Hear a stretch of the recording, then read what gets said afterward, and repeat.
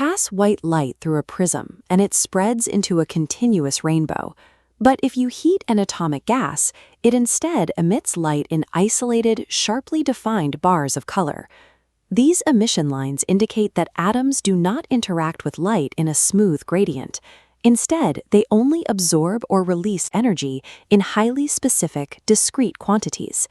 To account for these gaps, Niels Bohr proposed a model based on a new set of rules. He postulated that an electron's angular momentum was restricted to integer multiples of a fundamental constant. Bohr's math worked. It accurately predicted the wavelengths of light hydrogen would emit by mapping transitions between these defined levels. But the model offered no physical explanation for why these orbits were the only ones allowed. Postulating a mathematical rule to fit data is a starting point, but it isn't a physical mechanism. Understanding the atom required finding a reason why continuous matter begins to act in such a rigidly discrete way. Finding that reason requires a shift in perspective. We must stop viewing the atom as a collection of moving objects, like tiny planets on fixed tracks. In the 1920s, Louis de Broglie suggested that we must treat the electron not as a point of mass, but as a wave. When we apply the physics of waves to the atom, quantization becomes a mathematical requirement. Confining a wave within a small space forces it to take on specific, discrete shapes. To understand atomic structure, we have to look past the mechanics of particles and adopt the principles of vibrating mediums. Imagine an electron wave trapped in a one-dimensional box. Because it cannot exist outside, the probability of finding it at the impenetrable walls is zero. These boundary conditions force the wave to smoothly approach zero. Thus, only specific integer half wavelengths fit perfectly and survive inside. Every other wavelength cancels itself out. And since a wave's length determines its energy, restricting the allowed physical shapes mathematically restricts the allowed kinetic energies.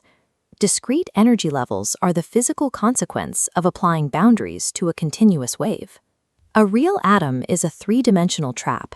The nucleus's positive charge captures the electron in a curved potential well. This creates new boundary conditions. The wave must behave specifically at the center and smoothly fade to zero as distance approaches infinity. The three-dimensional standing waves that satisfy these conditions are what we call atomic orbitals, the 1s, 2s, and 2p shapes.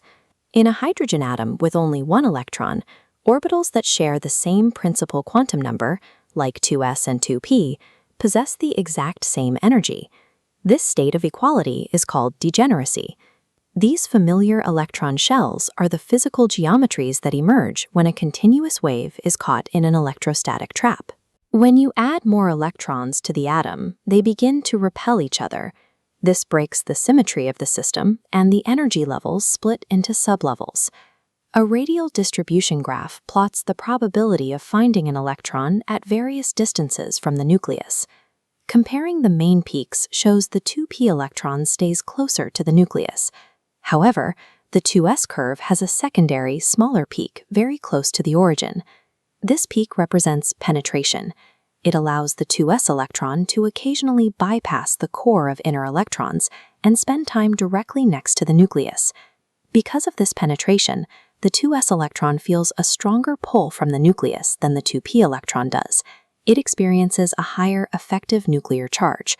These differences in wave geometry dictate how much nuclear charge an electron feels. The 2s state is pulled more tightly into the atom, resulting in a lower, more stable energy level than the 2p state. If an electron can only exist in these discrete standing wave shapes, we're left with a question. How does it move between them without passing through the forbidden space in between? The popular image of a quantum leap, where an electron teleports instantly from one orbit to another, is a misunderstanding of how quantum mechanics defines energy. Quantum theory states that an electron has a discrete energy only when it is in a stationary state. These are the stable, unchanging wave shapes we've been discussing. But the discrete rules only apply when the wave is at rest. When an electron is in the process of changing states, it is no longer stationary, and its energy is no longer restricted to those single, rigid values. During a transition, the electron cloud doesn't disappear. It fluidly morphs its shape, stretching and pinching until a sphere becomes a dumbbell. While the wave is reshaping, it loses its stability. For that brief moment, the electron doesn't have one clear energy level. Instead, an innate quantum uncertainty arises, and the energy spreads across many values at once. The electron does not skip physical space or jump across an energy scale. It smoothly reshapes itself from one boundary condition to another, releasing or absorbing the difference in energy as a photon. Atomic energy levels represent the specific geometries where a confined wave is at its most stable. The discrete staircase we observe is the physical result of matter settling into these foundational forms.